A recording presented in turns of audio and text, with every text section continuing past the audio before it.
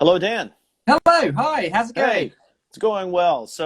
Dan, thank you for joining. I'm going to give a quick introduction as for people who may not know you. Yep. I've already introduced myself as Blacklane's head of global communications, and our guest today is Dan Simmons. He is a passionate traveler, a BBC reporter. I could call him a technology expert, but I think that might be calling Michael Jordan a basketball expert.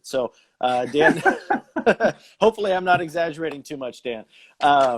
And Dan's on paternity leave right now, so congratulations. And I know how precious time can be in when you have little ones. So thank you for spending some of that with us today. You're welcome. You're more than welcome. And a moment ago, I told people that among the topics that we'll be covering is we talk about how we're fighting coronavirus and the use of technology in that. I mentioned that we'll certainly cover contact tracing. We'll cover treatments, what things may be looking like on the vaccine front, other technology that is taking place. So we'll just jump right into it here. We got 20 to 30 minutes at the most. So I will just jump in and say, can you start with contact tracing by defining that and then telling us what role apps or mobile phones could have in that? Sure. You want me to do that now? Yeah, well, I'll let you finish setting up and I'll just remind everybody, if you have any questions for us, for Dan, really, just put them in the comments. We'll keep an eye on them and we'll answer as many as we can. So, yeah. So okay. Yeah, I bought you a second to adjust the phone, and so yeah, hit us with contact tracing. So basically, the technology. One of the things we want to talk about today is how technology can help us out of the coronavirus kind of mess that we're in, I suppose, and get us back to some sort of normality. And in order to do that, as soon as the coronavirus hits a country, right at the start, like in the first few days, one of the key tactics of most governments was to try to contain it. And in order to do that, they try to find out who's got it, obviously, first and foremost. And then once they know, they try and find all the people that they may have come into contact with. Right. If you can catch them quickly enough, obviously, you can lock them down. They don't then pass on the virus. And hopefully, you get to a stage where you've sort of kept it under control. Yeah. Now, that's been very difficult, as we've seen worldwide, mainly because most people don't start seeing symptoms for about 3 or 4 days, as we know. Some people completely asymptomatic, so no real way of knowing whether they've got it or not, which then makes the whole job a lot more difficult.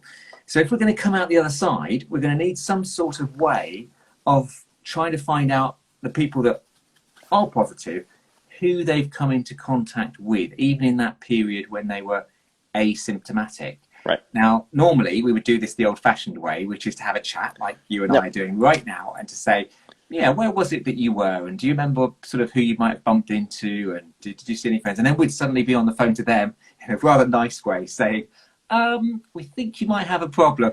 Yes. And gently break the news.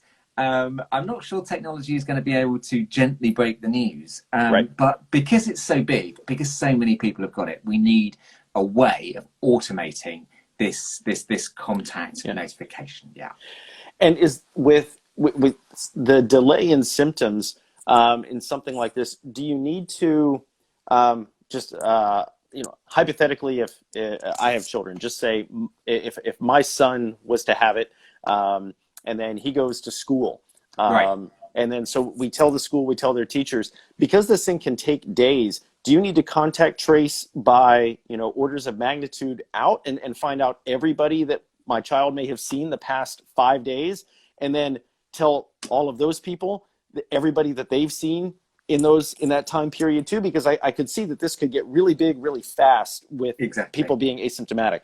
Yes, and it can. And that is fair enough. And there will be a level of secondary notification, tertiary notification, and so on. Right. And the modelling will determine how far you go down that road in order to sort of, generally speaking, cover a good number of people. You want to be covering between 90 to 98% really for this to work. I mean, it's got to be quite well covered if you want to keep a lid on this. Obviously, any cover is useful, but get a load of this. It's not about who you necessarily talk to or meet or, you know, it's not about people. If you go and touch the insides, for example, of a bus, which was traveling on a certain route on a certain day, then it may be deemed necessary for those people who were also traveling on that bus to be contacted. Now, how do you do that? Because you don't know the people who are on the bus. Obviously, you don't chat with everybody. It's not time. Yeah, you asked the question that I was going to ask you. This is great. So yes, how do you do that?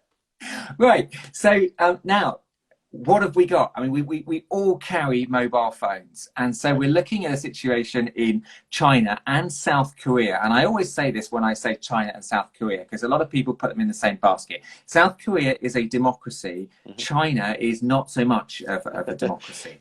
Okay, but they're both doing it the same way, or very similar ways, in they're tracking our mobile phones in order to find out where we are, where we've been, if we're locked down, whether we are locked down or whether we're moving around in a sort of rather naughty fashion, in which case the authorities will come pay us a visit. But more importantly, if we get in contact or come close to people over a period of time or spend a long time in a confined space, then that will automatically ping the phone of the person who doesn't know that you had coronavirus, and then they will get a contact back. Right.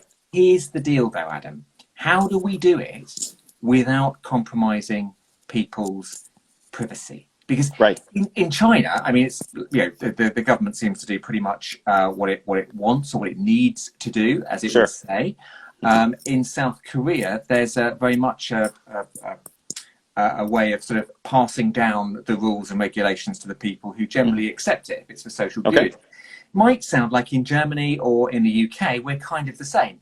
But we're not. You see, we have these freedoms that we hold very dear. And if people start going trampling all over them, then we kind of get a little bit nervous, quite rightly as far as our cultures are concerned. Right. So does it work? Now, if you go down the Israeli stroke Singapore stroke South Korea stroke China solution, you are effectively tracking people's phones pretty much through GPS. If you go through, there is a way to cover yourself there with two other technologies which are on the market, which we'll all know about. One is Bluetooth, which means if your Bluetooth is on and my Bluetooth is on, and we come close to each other and stay close to each other for a reasonable amount of time, then if I've got the virus, then you get a ping. You see, but it's between the phones. It doesn't involve anybody else. You need to download an app that's running in the background, and what that app then shares with the server and the people running the system is an opt-in and is up for grabs. But as far as the actual motion of the exchange of data is concerned, the warning in that particular situation, no, that's just between your phone and my phone, because we're both using our Bluetooth. And Bluetooth works up to, you know, about 30 meters, but can be factored back into a smaller radius so that you need to be closer before I actually get pinged. The other advantage of Bluetooth is low power. So it doesn't eat up a lot of the battery if you've got a fairly new phone. But the last thing I want to say about all of this is that there might not, that might not be enough a solution for this one simple reason. And I'll get on to number two in a moment. I said there were two technologies, and this is where the second technology comes into play. Great. If you're over 65 in the UK, there is a less than half chance that you have a smartphone. Wow. Now, that's just the figures. So for this particular outbreak, and this will be common across, I would imagine, Europe, and if not most continents, that it follows on. So if those are the people you're absolutely trying to protect the most, because they're the most vulnerable, they're the group that has the least number of smartphones between them. So we talk about apps that can kind of contact trace and do all the rest of it. But if you don't have one, you just have a feature phone. What do? One person in London has come up with an idea that's being considered by the British government at the moment and by the Singaporean government at the moment, which is to use triangulation. Now, when you get on a cell phone, you actually get connected to more than just the one mast that takes your phone call. You get connected to 3, 4, 5, 6 different masts at the same time. This is like kind of CSI kind of stuff, triangulate where the phone is. So, and it's not that they're all carrying your call. The one with the strongest signal is carrying your call. But you know how you don't get a glitch when you Right. move around? The reason Right. is because the other masts are listening. And when they get a better signal for you, your phone will automatically switch across to Sure. the new mast that has a stronger signal. What that means is that you only need 3 masts and measure the signal strength from each. And you can work out roughly where somebody actually is without using GPS, without using Bluetooth. Right. It tracks the mobile number. If you hash, which is another word for encrypt the mobile number itself and make that secret, then what have you got? Not only the records for today, the 23rd of April, but in the UK's example, 2 years of previous data for every handset, which is required to be kept by the phone operators. In other countries, it will typically be anywhere between 6 years and 2 years. Right. So you've already got all the data you need to see where everybody's gone and what they've done, as well as what's coming in the future, as well as what's being added as we speak. So that's one possible solution that might work as well. Okay, and then I guess too, if would this help? I mean, the idea of police knocking on your door is never a good one, or rarely a good one. But if you have the virus, then and you stray from your location, could you get a friendly reminder to stay home for the next 14 days or something like that? Could that be built into? Well, that's what's happening in China. That's what's happening in South Korea. And that's basic tracking of our handsets. There's a lot of talk about this and nervousness in the British government. I know from people who have spoken to the cabinet and indeed the Prime Minister about this. There's a lot of nervousness in the UK about moving towards a system that would effectively track people and openly, certainly openly, but sort of any idea that we're being tracked while we're going about our everyday business is not something the British government wants to be seen to be signing up to. Right. For obvious reasons. Although many of us would argue we're already tracked by Google, by Amazon, by sort of all the services that we use. Right. They often take location data, merely to serve as something that's more appropriate, of course, on our journeys around as we move around. Yeah. But people get nervous when governments, whatever colour, take them and take that data, and so that's sort of not really something they're overly keen to do, unless it's an opt-in, of course, a consent base, and in which case those people who do opt in, obviously that becomes an option. Yes. But the contact tracing stuff and the warning stuff really only becomes effective if more than about 70 to 80% of people use it. So an opt-in is kind of, especially if you have to download an app, I would think it's a bit of a stretch for any country really to get those take-up rates. If you look at Singapore, which has the system Contact Together, then the take-up rate is between 20 and 25%. And they are pretty law-abiding, sort of government-following group of people, the Singaporeans. So it's a tricky one. It is. And then Smith Inio just asked, is there anything in place to prevent the government from selling or misusing this information? And I suppose misuse could have a very broad definition. Well, in most countries, certainly democratic countries, there is not just the oversight of the law, but there's also the oversight of the data commissioner, which most countries have, especially in Europe, but also in other countries as well. So if data regulations guidelines have been breached by anybody, whether it's a company that runs this or whether it's the government, which of course are not above the law, then it would be the data commissioner's response to pick that up. The question, I suppose, is, do we really trust the data commissioners to have enough bite to come back and protect our rights as such if that data is misused? Right. That's the point in the drama where you would hear the music going dun dun dun after you ask the question. Exactly. Okay. So now thinking about the treatment for those who have it, of course, there's a lot of research being poured into, how can we help people immediately who have this?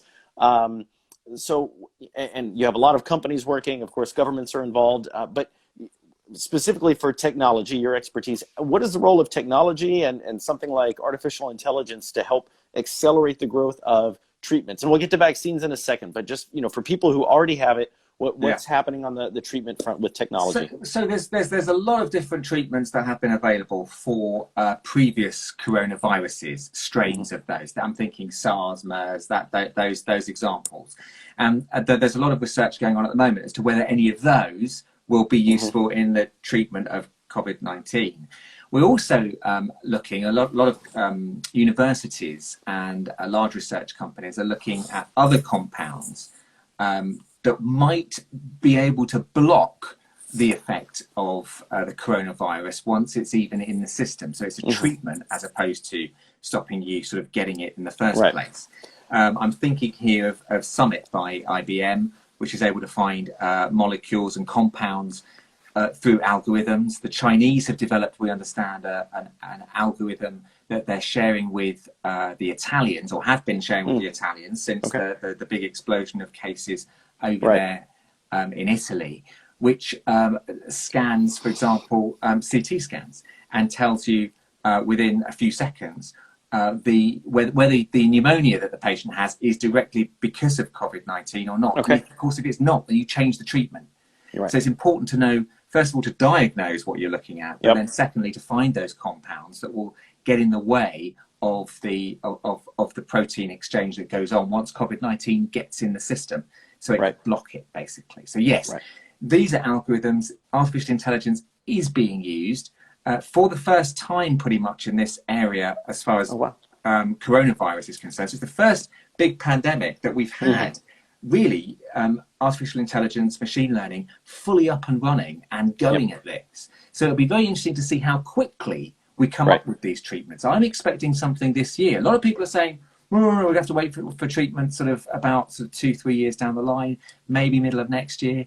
I'm expecting treatment sooner than that because of the use of technology and the use of algorithms. As long as your modeling is right, your biological and chemical modeling is right for each of your compounds, then in theory, the mathematical outcome should be something that can be quite quickly determined. Of course, you've got to go through trials. Right, but this will still cut down a lot of the early time before getting to trials, it sounds like. Yeah. And then, all right, so there's some optimism for the treatment, which by your timeline, if I understand correctly, we would have some better treatments than a vaccine, because from what I understand, vaccines, 12 to 24 months roughly? Yeah, it's interesting that, isn't it? We're all talking about 12 to 24 months for a vaccine. And I mean, look, again, and it's a personal opinion, but when you look at technology, when you look at the passion of people in this area, you have to believe in the human, and that the human brings something special with them when we all work together. Now, when was the last time that all of humanity worked on one problem? Well, I mean, I think to wars, I think to previous pandemics, I think to global recessions, depression, those things all come to mind. Or I think maybe of trying to find a cure for AIDS, those kind of things all come to mind. Did I guess one of them right? Well, I think AIDS is a really good example, I think. It didn't have the spread, obviously, of coronavirus. Sure. When you're looking at, my opinion here is when you're looking at recessions, when you're looking at wars, each country is affected slightly differently, and we'll be looking at different solutions for different countries. Here, that's not the case. We're looking at one virus. The world is looking at one virus, which is not just affecting a small group of people. It is affecting, it is completely sort of random as to, it can affect anyone. Anyone can catch it. Right. And the effects and the devastation it's caused to economies and individuals' lives is enough for us all to be gathering together around solving that one problem. So I'm quite hopeful that we've got better technology than we've ever had before, and we're all looking in the same direction and trying to get there first, as well as, of course, the spoils around a vaccine. I mean, my God, if you are the first country to come up with a vaccine, you're going to be getting a lot of emails into your inbox and requests for this thing and to help the world. So, so my opinion on the vaccine side is not only will we be able to find something sooner rather than later. And there is stuff already going on at Oxford University in this country. Yeah. There's stuff going on at Mellon over in the States. There's a lot going on in China, as you would expect. And a lot of stories around that we've already found it. We've already found a vaccine. We've already got a workable vaccine. Has to be trialed. Obviously, Yes. here comes the big deal. It has to be trialed. Now, if you look at the UK, we've already had over 1,000 people put their hands up for a CV19 trial. Okay. And it usually takes quite a few months to get that many people into a trial, but literally people are throwing themselves at this again as a result of something that affects all of humanity. Right. Everybody kind of wants to do their bit, don't they? Yeah. And so this is one way of doing it. And I would imagine it's highly likely that you know somebody, or at a minimum know somebody who knows somebody that's been directly affected by this. And so when it touches you, you know, a loved one, a friend, you know, a colleague, you know, I would imagine that more people want to be a part of the solution however they can. I think so. And so that helps make this a special situation. So look, I mean, I'm not going to you put your finger up and you know which way is the wind blowing today. Yeah. With the vaccine question, I would hope that not only do we have some very good news over the summer, but we have some news you can use on vaccines, possibly before the end of the year. But all the evidence suggests it won't be. But I'm going to go against that, because I think that when you put all of humanity working on one problem, I think it's going to be quite special. Okay, well, I'm personally going to hold you to it, but I okay. So now, of course, Blacklane here, we're very interested in travel and how, you know, anything impacting travel. Of course, coronavirus is doing, and COVID-19 are doing more to stop travel than anything since a war. What do you think would be necessary once borders start opening up? What will be the requirements for people to travel? I mean, do you imagine that passports will have to have a special mark saying that this person either has the antibodies or has received a vaccine? You know, I've read today headlines that New Zealand is trying, of course, being an island nation, they can close their borders, and they just they believe they can get rid of the virus altogether on their islands. You know, and everybody has their own travel restrictions based on their country's needs and protecting their citizens. So, what does this look? What does the travel look like? And you know, when will I be able to come to the UK again? Or you know, how is this going to work practically? What do you think? We're not going to stop travel. Okay, that's the first thing. People are going to travel. I mean, our attitude to travel might change. We might be more willing to do something like this. In the case of some businesses, might be more open to the idea of not doing quite as much day-to-day kind of backwards and forwards travel. But yes, of course, we need to travel. We need to sort of have the global economy and be able to sort of move around. Well, not least for holidays. Come on, you and I both want to go on holiday, right? Yeah. We're in the middle of a lockdown. I think we're going to have monitors at airports routinely now. We've had them in one or two airports, but we're going to have monitors in airports measuring our temperature as we go through small gates. So you funnel people through and you measure their temperature as they come through, thermal cameras. Many airports have them, but I think we're going to see that on the increase, as clearly a temperature is one of the clear signs that you may have CV19. I think the testing won't be, for most countries, routine for people who come over, but any sign that you might be in the danger group, like for example a high temperature or showing signs, then yes, there'll be routine testing at airports. Right. So before you take off. Yeah. So yeah, as far as are you in the clear? Well, the problem with that is if it's something like a bit of paper, right? If it's something substantial, like doesn't track you, like a phone, or isn't active. I mean, I might get that bit of paper 2 weeks ago, and who's to say that I haven't contracted coronavirus the last 2 weeks, but I've got a bit of paper that says that, you know, I can travel. It's a tricky one, isn't it? So this is where we come back to this contact tracing apps and technology, where you might get, I mean, this is what they do in China, okay? in Han Street in Wuhan, which has just opened up last week, there are 2 checkpoints before you get onto the street. The first one tests your temperature. Yep. And the second one tests whether you've got the QR code on your mobile phone, which says, I have been tested and I'm clear. Mm-hmm.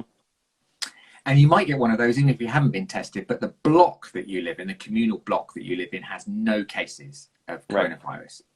They're called green blocks, and everyone just gets one of these symbols. And then once you've gone through those 2 checkpoints, then you go onto the street. You can start shopping. That's in the open air, by the way. That's not inside. That's not a mall or anything like that. Now, would we have something like that? Well, possibly. Something could be sent to your mobile phone. The trouble I have is it's all down to testing. And this is why we're talking now so much about testing. Germany's done a great job in testing, and its lack of centralization, its decentralization to individual surgeries, has allowed it to be flexible in its future strategy of us being able to test before we go. So it might be that we test before we go. That strategy would be useful. In the UK, you'd have to go to one of, I think, about 7 or 8 testing centres at the moment that we've got spread across the country. That's a long journey in itself, especially if it's not in the direction of the airport, right? Sure. So that's less practical. An at-home test would be wonderful, but then obviously that works on trust. So so whether an at-home test can automatically report the results rather than rely on you reading them and then reporting. Right. If there was a test that like that, maybe built into an app, then you've got other options on the table. But yeah, moving around is going to be one of the last things I think that we're going to be doing, unfortunately. Sure. Maybe within a country, domestically. Yes. So my guess is, so you're in London. If you wanted to go to anywhere in the UK, could you? I mean, yeah. Okay. Yeah. At the moment, yeah, absolutely. I can, but I would have a job justifying it because we have certain rules which say why you're taking the journey. So if it was, for example, for work and I had to go, or if my relatives needed something, there was nobody else to care for them and they lived in Scotland, then I'd have a good case to make the journey from London, where I am at the moment, up to Scotland. Okay. But they're the sort of reasons that you need at the moment. Otherwise, you may get stopped on your journey by the police, who will ask some interesting questions and then sort of suggest you might like to go back home. Yeah. So the Cotswolds are not going to get jam-packed quite yet. Well, they did 2 weeks ago. They absolutely did, and the police force there really went nuts. I think on people. They were heavily criticised by a lot of people for overplaying some of the new regulations that have come in, the fines and the ability to move people on, etc. And they were criticised for doing it with quite a heavy hand. The force itself defended itself by simply saying, everybody wants to be here. This is a beauty spot. We don't want it crowded, because otherwise you just destroy the whole purpose of keeping people at home and apart. Right. All right. Well, our time's almost up, but I do want to end as we did last week with Johnny Jet, a John Krasinski inspired Some Good News. So, what good news can you leave us with in the fight against coronavirus, the use of technology? But I mean, you give us bad news even with a smile, but can you give us even some good news with an even bigger smile? Some good news. I just think that this is a brilliant opportunity for people to be able to come together and reach out and touch other people's lives who are doing something that is so brilliant at the moment, which is protecting us, frontline workers, not just in this country, the NHS, or in other countries, so it's the health workers, but also social care home workers. Most of the public services are involved in this fight. And I love the ways that websites and shops are now offering the opportunity to go and buy somebody a beer. Like there's a guy in London who has a beer shop, and he's basically made it super easy to just tick a box and send somebody, one of the frontline workers, a beer with a little message from you, and you can get a little message back from them. And that is just so sweet. That's lovely. The other thing is there's a notice board this takes me right back to the 90s, kind of early 2000s, notice boards in the United States where workers, health workers, people on the front line can put what they need. And then you can go through a bit like a wedding list. Those wedding lists before you go to a wedding. Yes. You've got to buy a gift before you turn up, yeah? And the couple have already said the list of what they might like for you to buy them. Anyway, that's how it is in this country often. It's a bit like that. You go through the list and you say, oh, I can buy that. I can get that. So you just tick the list, you buy it, and then it's ticked off, and you're getting them something that they want or that they need. And I just love those little innovations that people come up with that allow, a closer connection, especially if it's a one-to-one. It personalizes it. And often when we think about technology and communication and all this mass communication, etc., it becomes very depersonalized. I think it's actually become more personalized over the past few weeks. And I think we're going to see that not only in one-to-ones like we're having, but also in the mass media as well.